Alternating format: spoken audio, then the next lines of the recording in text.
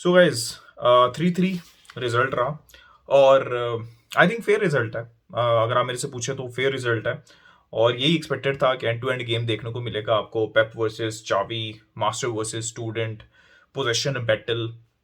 और obviously position battle even Steven रही। पहले हाफ के अंदर 1% ज़्यादा बारसा का पोजीशन था और जब सेकंड हाफ पूरा मैच एंड हुआ तो 48% बारसा का पोजीशन था और 52% जो है वो मैनचेस्टर सिटी का था।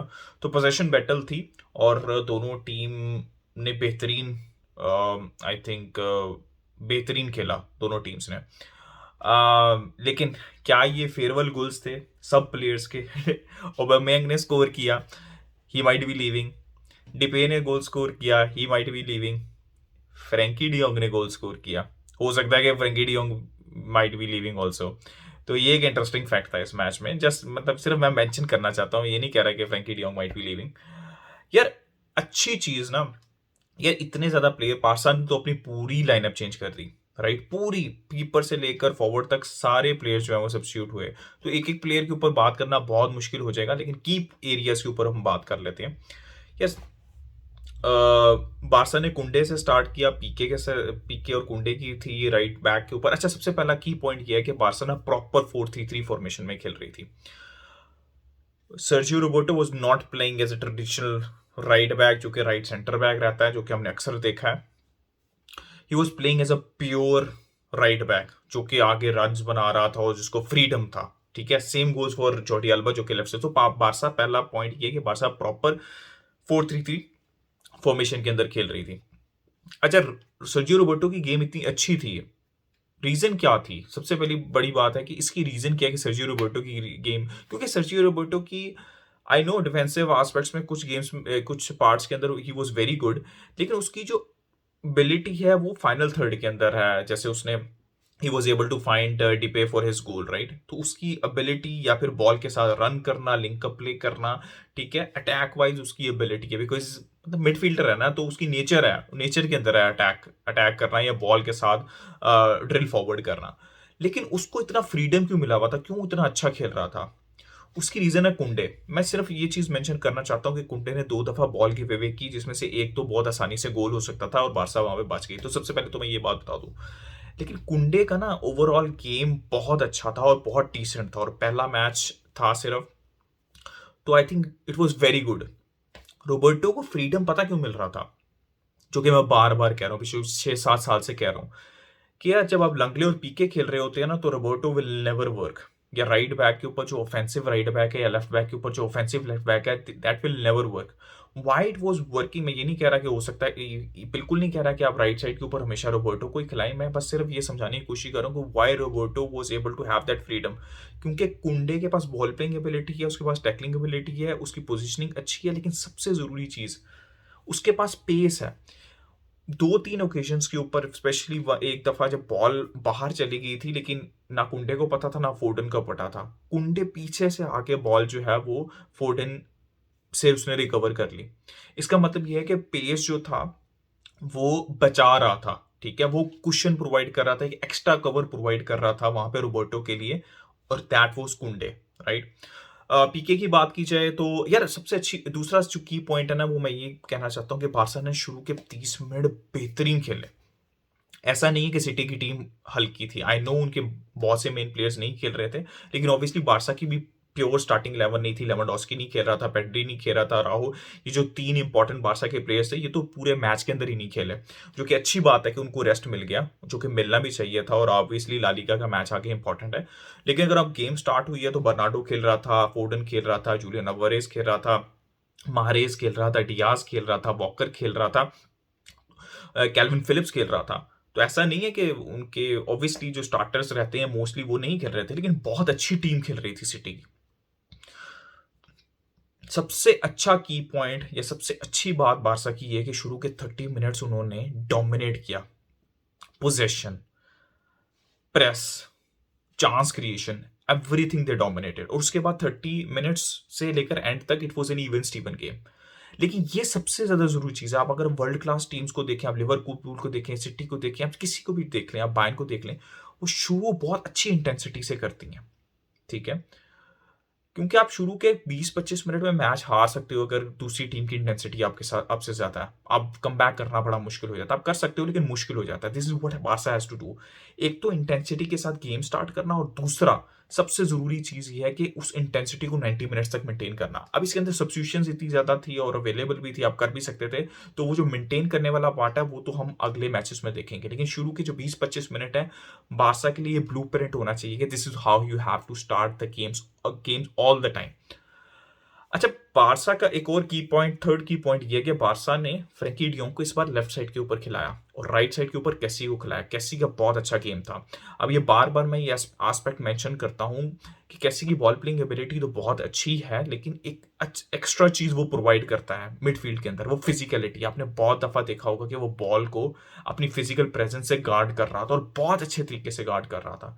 गाइज, ये हमें जरूरत पड़ेगी, इस वर्क रेट की, इस फिजिकलिटी की हमें जरूरत पड़ेगी बहुत सी गेम्स में आगे और बहुत से ओपोनेंट्स के अगेंस्ट।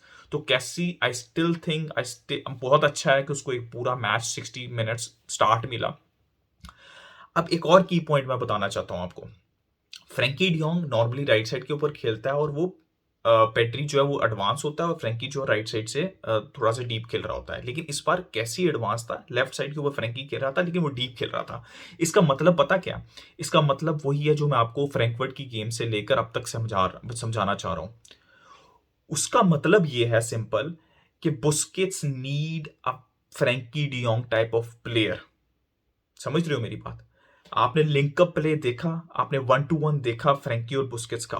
बुस्केट्स थ्राइव करता है जब फ्रैंकी उसके साथ खेलता है, क्योंकि उसको एक ऑप्शन मिलती है, उसको एक सपोर्ट मिलती है जो कि गावी से नहीं मिलती अनफॉर्चुनेटली। अभी उसकी गेम का पार्ट नहीं है, बार बार कहता हूं, क्रिटिसिज्म नहीं है, but he can develop that part in his game.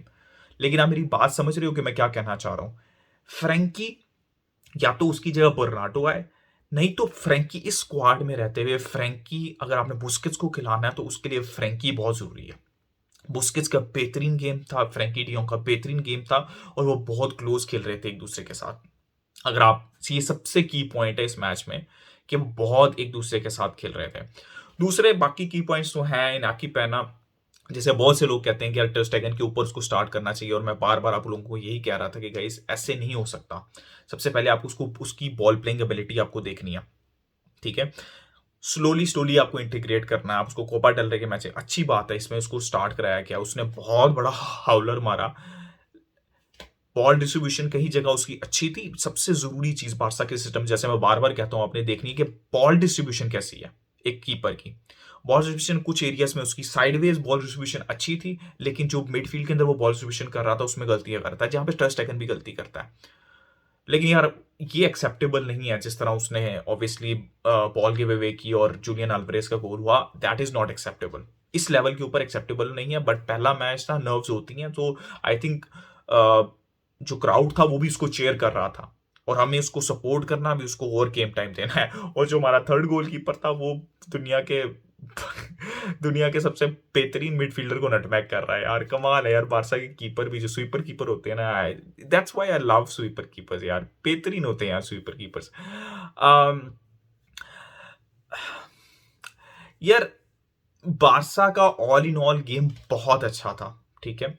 City, अगर मैं सिटी की बात करूं तो सिटी बहुत ज्यादा चेंजेस कर रही थी, लेकिन ओवरऑल ऐसा लग रहा था कि मतलब ऑब्वियसली उन लोगों का जो बारसा का जो सेकंड गोल था, Kevin De Bruyne, very unlikely of him to give the ball away, लेकिन उसके अंदर भी क्रेडिट बारसा का था क्योंकि गावी जो है रिलेंटलेसली प्रेस कर रहा था और that's why obviously Frenkie de Jong was able to score. गलतियां, इंडिविजुअल एरर्स आपको बहुत देखने को मिले। हो सकता है कि उसकी वजह ये हो कि बहुत ज्यादा फोकस नहीं है, बहुत ज्यादा जो टीम आपस में खेल रही होती है इतने अरसे से, वो सारे प्लेयर्स नहीं खेल रहे थे, बिट्स एंड पीसेस खेल रहे थे दोनों टीम्स में, दैट्स व्हाई इंडिविजुअल एरर्स आपको नजर आ रहे थे एंड इट वाज एक्सपेक्टेड था, ठीक है? लेकिन ओवरऑल एक बेहतरीन मैच था और सबसे अच्छी चीज ये है कि बारसा ने ऑलमोस्ट अपने सारे प्लेयर्स को टेस्ट किया।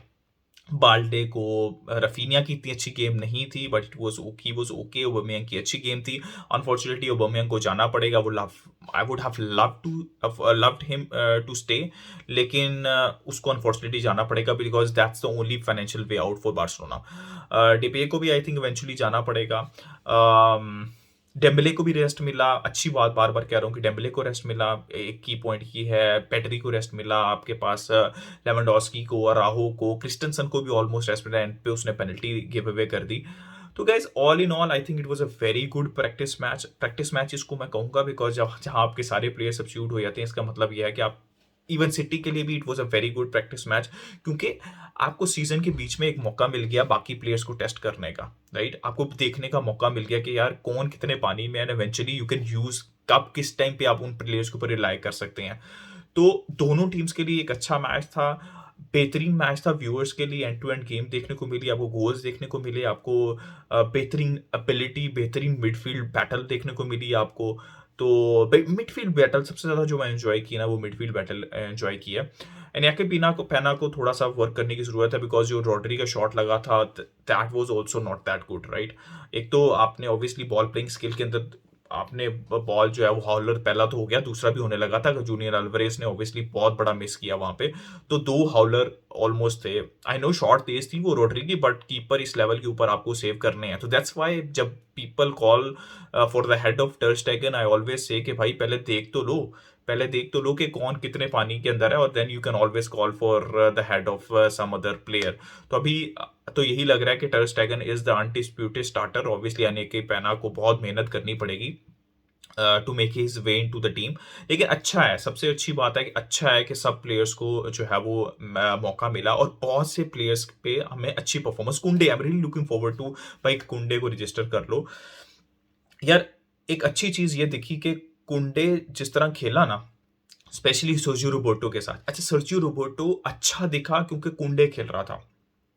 इसमें obviously Barça normal back three के अंदर तो खेल सकती है जैसे वो नॉर्मली खेलती है, लेकिन इससे एक अच्छी इंडिकेशन हमें ये मिली, एक और की पॉइंट ये इस मैच में ये मिला कि राहो और कुंडे के साथ, या इवन क्रिस्टनसन राहो के साथ, या कुंडे क्रिस्टनसन के साथ, बारसा प्रॉपर बैक फोर के साथ खेल सकती है, जहां पे आपके फुल बैक्स जो है वो आगे भी ड्राइव करें, राइट? नॉर्मली अभी राहो के साथ हम खेलते हैं तो उतना ज्यादा ड्राइव नहीं करता, तो आप प्रॉपर 4-3-3 के साथ भी खेल सकते हैं, लेकिन उसके लिए एक क्वेश्चन मार्क ये है कि आप जो प्रॉपर 4-3-3 खेलने वाले प्लेयर हैं, वो उसमें से आज हमने रोबोटो देखा, वो टेस्ट देखा, but that is not Kounde, that is not Araujo. क्या वो फॉयत होगा, क्या वो मुनेर होगा, will have to wait and see. तो अच्छी इंडिकेशंस हैं, और अच्छा, एक मुझे तो बहुत अच्छा लगा कि बारसा ने ये बारसा सिटी ने मैच अरेंज किया। I think it will help both the teams, La Liga के अंदर बारसा को, और ऑब्वियसली प्रीमियर लीग के अंदर मैनचेस्टर सिटी को। सो गाइस ओवरऑल बहुत अच्छा मैच था, बहुत अच्छा परफॉर्म किया दोनों टीम्स ने। अपना व्यू दें कमेंट सेक्शन में, लाइक करें, सब्सक्राइब करें, शेयर करें। Visca Barca, until next time, it's a goodbye from me.